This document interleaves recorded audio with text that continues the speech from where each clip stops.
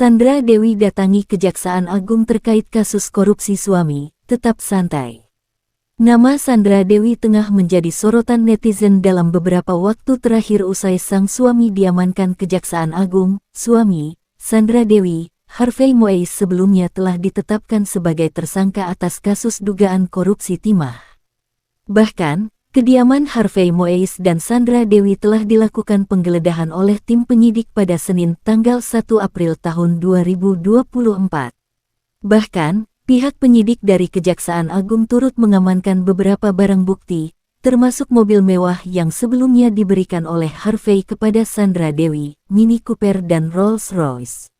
Kini, Sandra Dewi kembali mencuri perhatian netizen usai memenuhi panggilan dari penyidik. Wanita 40 tahun ini tampak mendatangi Kejaksaan Agung pada Kamis tanggal 4 April tahun 2024 pagi. Penampilan Sandra Dewi saat datangi Kejaksaan Agung pun terlihat cukup santai. Bahkan dirinya juga tetap memberikan senyuman kepada awak media. Sandra Dewi diketahui menjalani pemeriksaan selama 5 jam di kantor Kejaksaan Agung. Bahkan, usai menjalani pemeriksaan dirinya tetap memberikan senyuman. Sandra Dewi hadir sebagai saksi dalam balutan kemeja putih dan didampingi timnya. Ia kala itu dengan penuh senyum menyapa awak media yang bertugas dan menantikan kehadirannya. Tak hanya itu, ketika sudah berada dalam gedung hendak jalani pemeriksaan, Sandra Dewi juga memberikan tanda hati atau sarang hayo ala artis Korea kepada media yang berada di luar. Ia pun sempat meminta doa. "Doain ya," kata Sandra Dewi sambil melambaikan tangan juga kepada media. Ia kemudian jalani pemeriksaan sekitar 4,5 jam dan tampak keluar sekitar pukul 14.15 waktu Indonesia Barat. Lagi, tak banyak yang ia sampaikan dan hanya meminta doa dan dukungan publik atas kasus korupsi tersebut. "Doain aja ya, doain aja. Jangan bikin berita-berita yang tidak benar, tolong lihat data yang benar ya," ujarnya kepada wartawan di lokasi. Hal tersebut menjadi respons pertama Sandra Dewi kepada publik mengenai kasus yang menjerat suaminya. Sejak Harvey Moise ditetapkan sebagai tersangka dan ditahan Kejagung, artis itu menutup kolom komentar di media sosial. Saat ini, Harvey Moise sedang ditahan di Rutan Salemba sejak ditetapkan sebagai salah satu tersangka kasus dugaan korupsi tata niaga timah. Suami Sandra Dewi itu diduga menjadi perpanjangan tangan dari PT Refinit Bangkatin. Ketika sudah berada dalam gedung hendak jalani pemeriksaan, Sandra Dewi juga memberikan tanda hati atau sarang hayo ala artis Korea kepada media yang berada di luar. Ia pun sempat meminta doa. "Doain ya," kata Sandra Dewi sambil melambaikan tangan juga kepada media. Ia kemudian jalani pemeriksaan sekitar 4,5 jam dan tampak keluar sekitar pukul 14.15 waktu Indonesia Barat. Lagi, tak banyak yang ia sampaikan dan hanya meminta doa dan dukungan publik atas kasus korupsi tersebut. "Doain aja ya, doain aja. Jangan bikin berita-berita yang tidak benar, tolong lihat data yang benar ya," ujarnya kepada wartawan di lokasi, Kamis 4/4. Hal tersebut menjadi respons pertama Sandra Dewi kepada publik mengenai kasus yang menjerat suaminya. Sejak Harvey Moise ditetapkan sebagai tersangka dan ditahan Kejagung, artis itu menutup kolom komentar di media sosial. Saat ini, Harvey Moise sedang ditahan di Rutan Salemba sejak ditetapkan sebagai salah satu tersangka kasus dugaan korupsi tata niaga timah. Suami Sandra Dewi itu diduga menjadi perpanjangan tangan dari PT Refinit Bangkatin.